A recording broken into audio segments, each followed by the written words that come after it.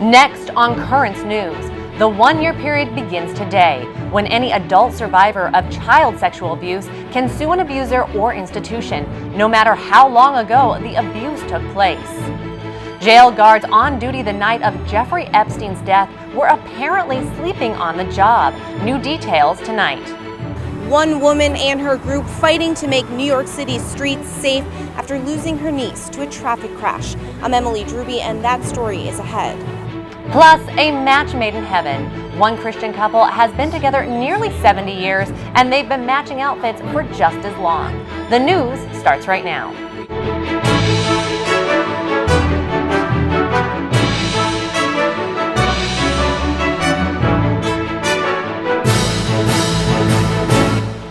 Good evening, I'm TAMARA LAINE. The Child Victims Act is now the law in New York, going into effect at midnight. The state lifted the statute of limitations and opened a one-year litigation window for old sex abuse claims. A number of lawsuits are being filed against the city's public schools, the Boy Scouts, and the church. Currents News' Tim Harfman reports on Brooklyn Bishop Nicholas DiMarzio's strong support for the victims. We stand with victims who were sexually abused as children. Bishop DiMarzio voicing his commitment to protecting people and stopping abuse. He's speaking out in a new video released today as the Child Victims Act takes hold. We have reached this point because too many victims all across society have sadly carried this heavy cross for far too long. Sexual abuse is a heinous crime, and victim survivors now have a new avenue to seek redress through the Child Victims Act. Congratulations to Bill Assad. With the act signed by Governor Andrew Cuomo in February, now the law statewide. 45 judges are being set aside to deal with the lawsuits that are expected. These legal actions are being sparked by a year-long lifting of the statute of limitations for old sex abuse claims. At the same time, the Child Victims Act also permits survivors to file civil lawsuits until their 55th birthday. And the statute of limitations for certain felony charges is extended until the survivor is 28. This is society's way of saying we are sorry. Bishop DiMarzio is vowing that the Brooklyn Diocese will do everything possible to protect people. The Diocese of Brooklyn will never stop fighting against sexual abuse.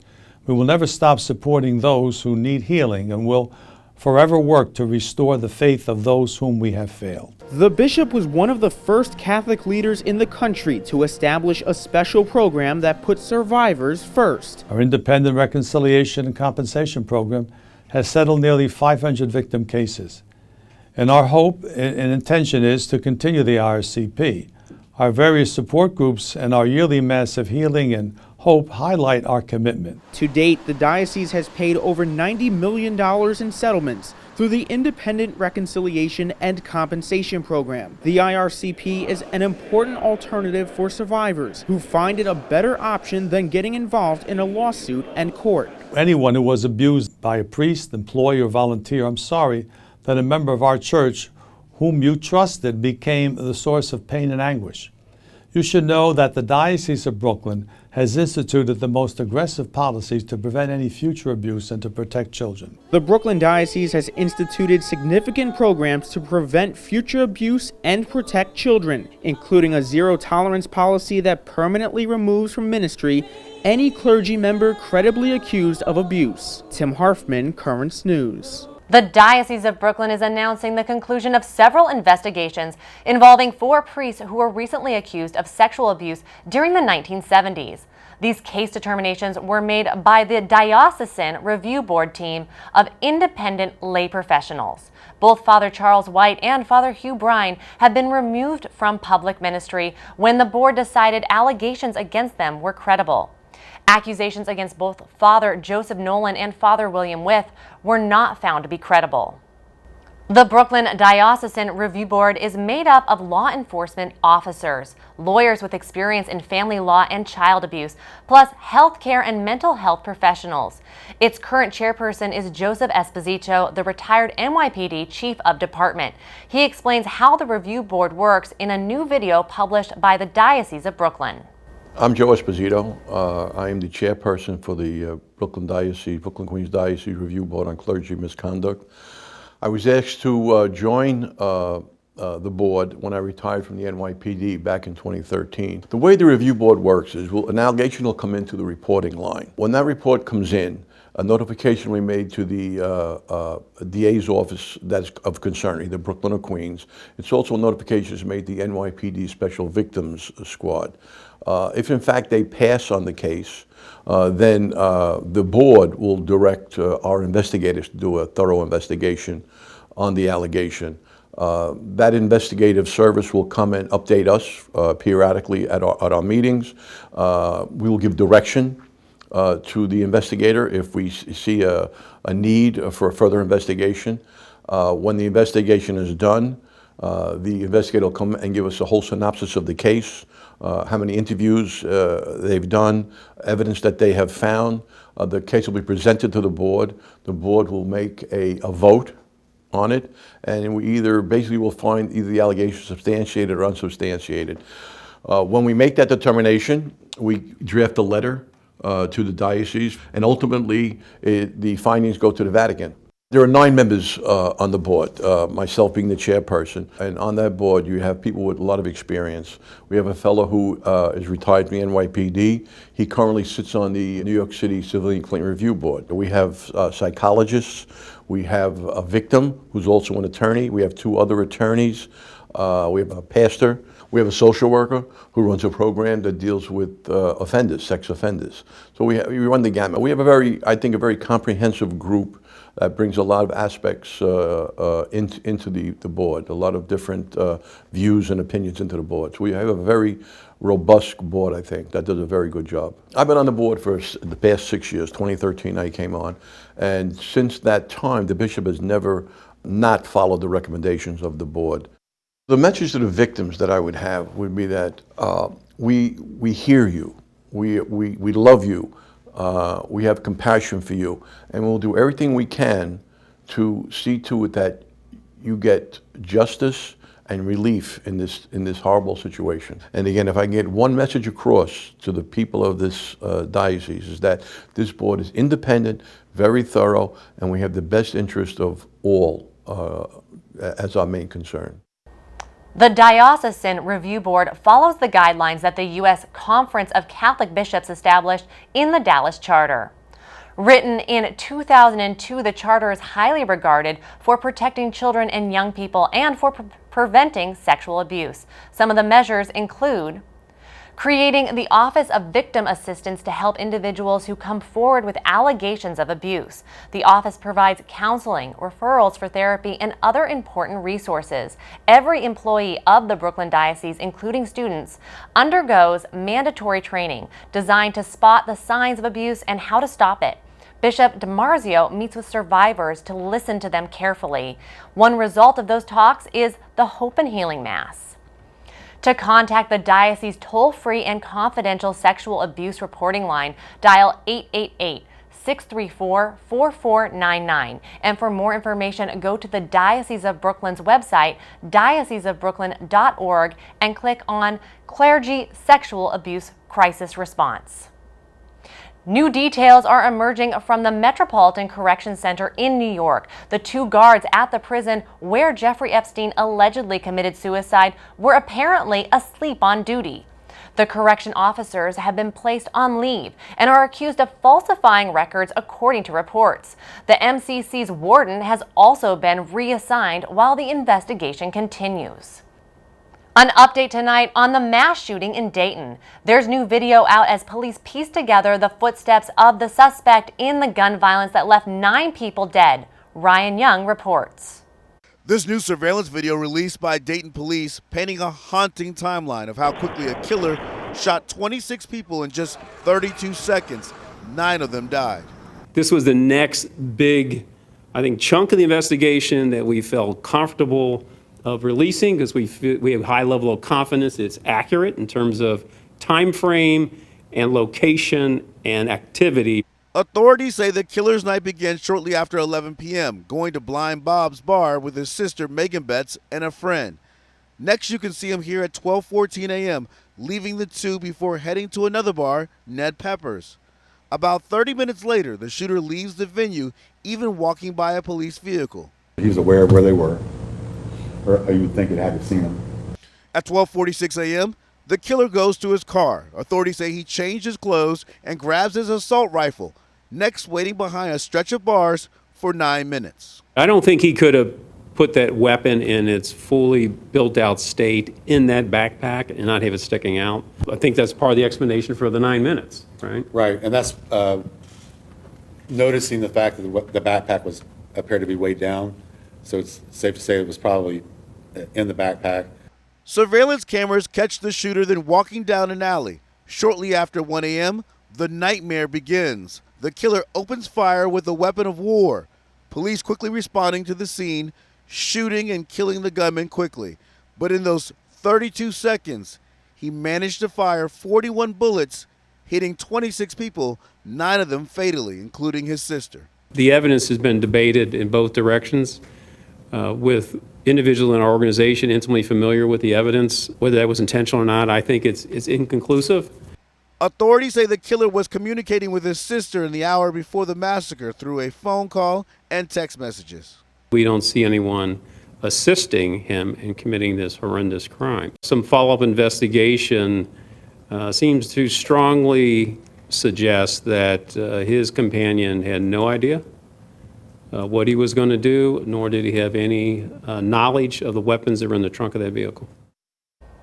Police have said the shooter had an obsession with violence and had expressed a desire to commit a mass shooting. Tonight, another shooting is being investigated by the FBI. The feds are certain gunfire was deliberately directed at ICE offices in Texas. People were at work there, and it was a close call. Had the bullets gone 2 inches in another direction, we could be here today talking about the murder of a federal official. No one was injured in the San Antonio shooting, but the FBI has no doubt the shooter knew which offices ICE was using. Authorities are looking at surveillance video to get leads on the suspect. Walmart has removed nearly 1,000 items that potentially glorify violence in the wake of 2 mass shootings. The retail giant, which was also the site of a shooting in El Paso, Texas, where 22 people were gunned down, announced that it has removed third-party items that violate company policy. Walmart is still facing pressure to remove firearms from its physical stores. The company stopped selling assault-style rifles in 2015. Tonight, calm is returning to Hong Kong's airport after days of violence pitting pro-democracy demonstrators against riot police. Flights have resumed at the terminal, one of the world's busiest airports, but the U.S. State Department is issuing a travel advisory, urging Americans to use increased caution due to the unrest. There's also word tonight that the Chinese military vehicles have been spotted near the mainland's border with Hong Kong. Their intentions are unknown. Communist-run media in Beijing has accused Catholics of causing violence. There's a lot more news headed your way. She lost her niece, but one woman is determined not to lose anyone else. Meet the Catholic on a mission to make New York City streets safer. And an American mayor scored a one-on-one meeting with Pope Francis. Find out who it was and what they discussed. Well, my mother bought us matching t-shirts when we were in high school. I picked them out, and so we've matched ever since. Plus, the Christian couple that color coordinates each and every day. Do you have a story idea or want to share a tip? Email us at newstips@desalesmedia.org or call our 24-hour number 718-517-3122. We'll be right back.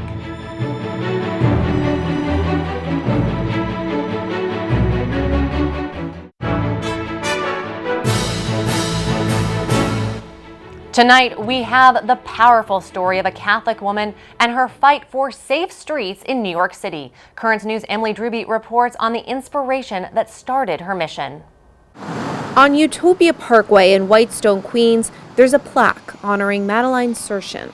On June 25, 2018, the St. Francis Prep Honor student's life was cut short. She was in the crosswalk, she had the right of way, and a driver slammed right into her, killing her. Maddie's aunt, Rita Baravecchio, says she was killed instantly. All she had to do was be more defensive as a driver. The 88-year-old driver, Sheila Kahn-Prager, ran a red light, eventually giving up her license after pleading guilty to reckless endangerment. Maddie's story is not uncommon. Every 2 hours, someone is killed or seriously injured in a traffic crash on New York City's streets. This is our memorial. Rita is now fighting to lower that statistic, using her tragic loss as inspiration. This is where my connection with Families for Safe Streets began. She decided to join Families for Safe Streets, a group of advocates who confront traffic violence, inspiring change by sharing their tragic stories.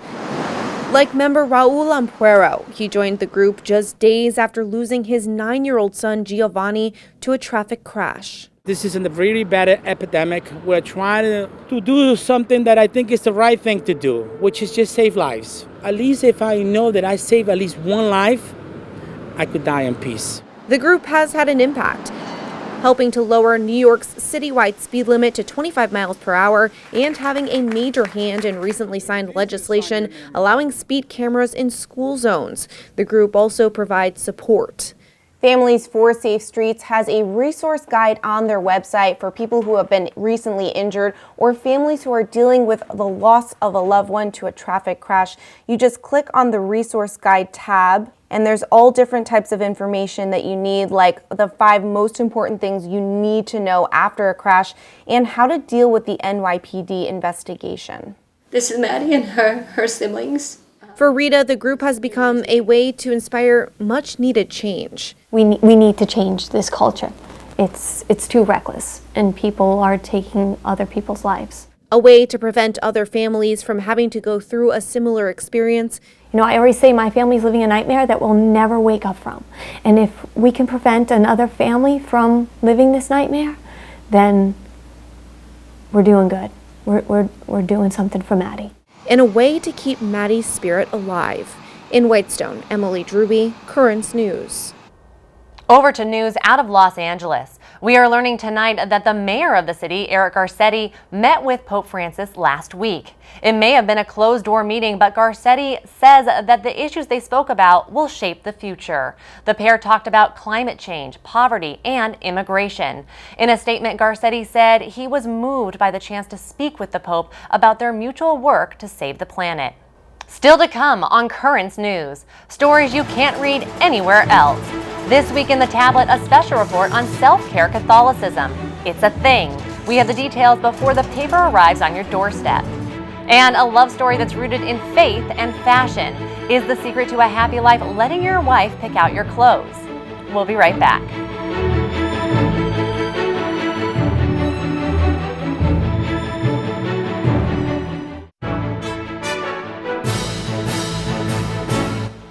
The streets around the beloved Notre Dame Cathedral were shut down today to be decontaminated after high levels of lead were discovered. City officials in Paris made the decision after tests revealed high risk level of lead poisoning exposure following the Holy Week blaze that melted the spire and roof. Reconstruction of the site has also been suspended for health safety reasons and will resume next week.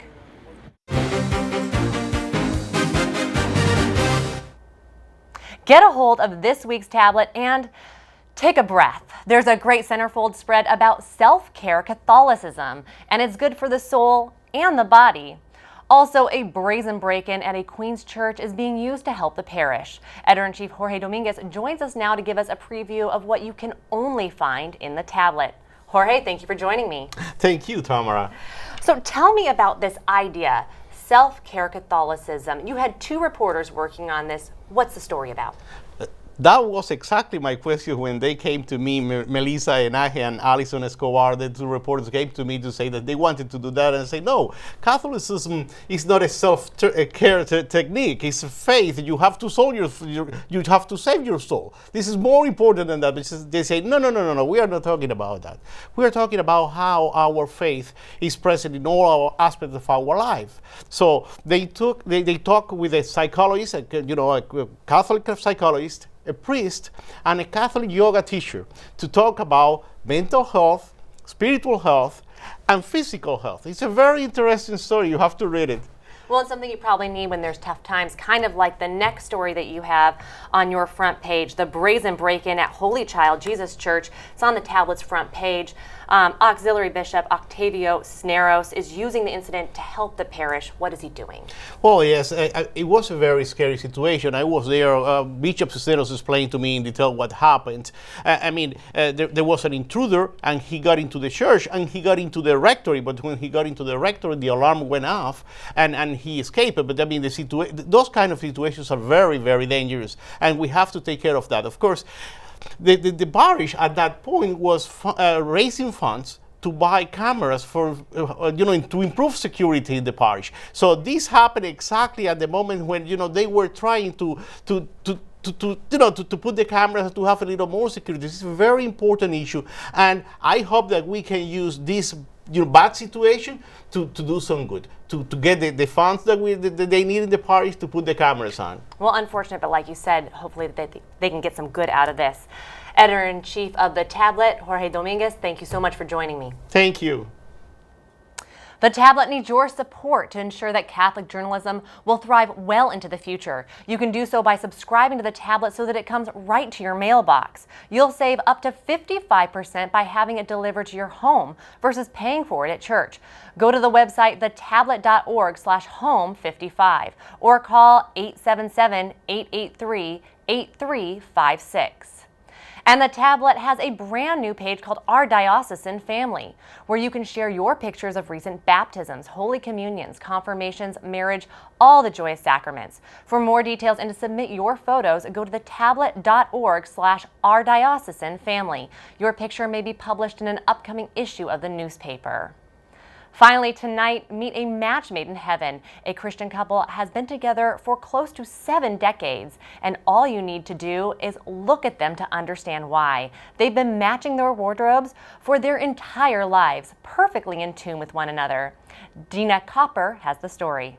Promise me we'll still be sweethearts after graduation day. Every note and every outfit harmonized. Well, my mother bought us matching T-shirts when we were in high school. I picked them out, and so we've matched ever since. Francis and Rosemary KLONTS met in junior high in Auburn, Washington. I thought she was the cutest little thing when she came into our town. By the time we were seniors, we started going together. At 19 years old, they were married. Now, both 87 years young, Francis knows the term happy wife, happy life all too well, letting his bride of more than a half a century pick his outfits every day. She just lays it out for me, and I don't have to worry about a thing. And while it's obvious they are in tune with each other vocally, when asked about the secret to a happy marriage, this duet is very much in sync. Jesus first, others second, yourself last. That's a way to spell joy. Jesus and others and you. What a wonderful way to spell joy. And these singing chaplains perform at their local church, hospitals, and even just around the house. A pitch-perfect match made in heaven. Soon they say romances break up. How I hope and how I pray we will always be together long after graduation day. God bless them, a relationship to aspire to.